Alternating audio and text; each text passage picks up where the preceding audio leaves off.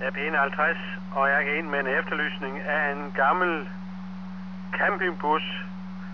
Den er hvid eller lys, er norsk indregistreret. Den er på vej fra Brønderslev for cirka en lille time siden i retningen sydover mod Spanien. Bilen føres af en, der hedder Werner Erik Rethol. Årsagen til efterlysningen er, at han har glemt hans kone i Brønderslev, ved McDonald's i Brønderslev. Og han regner med, at hun ligger sover bag i campingbussen. Så derfor fortsætter han sydover i god tro, at han er inde med.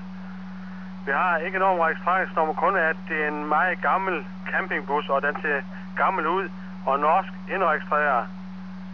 Hvis patruljeren falder over sådan en bus, så stopper ham lige og så spørger efter, om han ved, hvor hans kone er henne.